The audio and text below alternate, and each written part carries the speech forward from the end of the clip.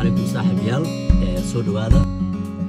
maanta waxaan rabaa waxaan gacanta ku haystaa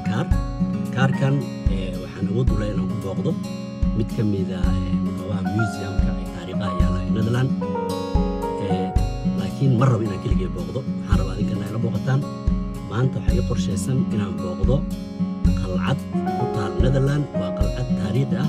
waxaa la dhisay in ka hor 740 sano marka maanta waxaan rabaa inaan meeshaas tago aniga kaliya ma tagay adinka way raacaysaan taariikhaha meeshaas yaallo waxyaabihii la isticmaali jiray 740 sano ka hor iyo wax walba oo ku duugan ayaan isla arki doonaa hadda waxay noo jirtaa in ka badan 1 saac iyo 20 daqiiqo waan bixi doonaa waana ila arki doontaan taas la socon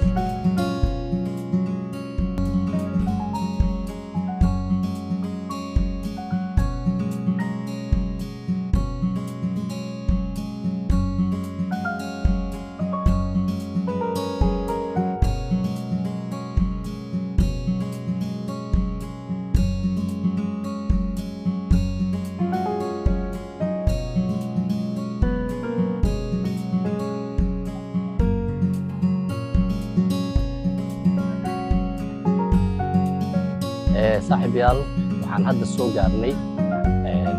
qalcadda Middleslot Castle hadda ayaan gali doonaa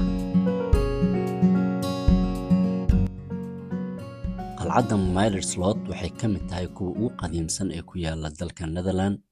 markii aad ku dhex lugayso qolalka kala duwan ay ka kooban tahay waxaad arkaysaa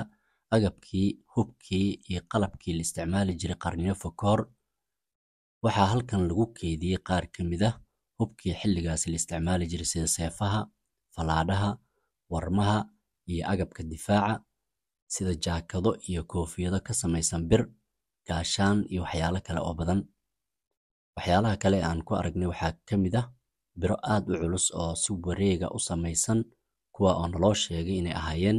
madaafiicdii xilligaas la adeegsan jiray oo halkan laga gani jiray marka cadow soo weeraro qalcadda. marka aad gudaha u sii gasho qalcaddan waxaad arkaysaa duleelo waaweyn oo dhinacyada qalcadda ku wareegsan kuwa oo leh meel uu qof istaagi karo waxaana naloo sheegay inay ahayd goobihii laga difaaci jiray qalcaddan. qol walba oo aad gasho waxaad ku arkaysaa waxyaalo taariikhi ah oo lagu keydiyey xitaa waxaad arkaysaa in cunooyinkii waagaas la isticmaali jiray taariikh ahaan halkan lagu keydiyey. taariikhda qalcaddan kaliya ma ahan mid ku xusuusinaysa dagaallo balse qarnigii 17aad qalcaddani waxay ahayd xarunta barashada farshaxanka fanka iyo suugaanta waxaana ku kaydsan gabayo iyo farshaxan noocyo kala duwan leh. waxa goobtan ka dhigay mid gaar ah oo ay dad badan soo booqdaan ma ahan oo kaliya inay tahay mid qadiimi ah balse waa sida dadka Dutch u xifdiyeen oo jiilba jiilka ka dambeeyay u ilaalinayay ilaa maanta ay tahay goob soo jiidata dadka dalxiisayaasha ee jecel taariikhda. ummad walba jiritaankeeda iyo ilbaxnimadeeda waxaa qayb ka ah ilaalinta dhaqankeeda iyo taariikhdeeda. ka go'naanshaha ilaalinta taariikhda waxa aadka soo jiitay oo dalkan leeyahay waxay aaminsan yihiin in taariikhii hore aan la ilaabin balse laga faa'iideysto marka qoysaska dalkan ardayda iyo dalxiisayaasha ku dhex lugeynayaan qolalka taariikhda lagu keediyey kaliya ma eegayaan waxyaalaha halkan yaala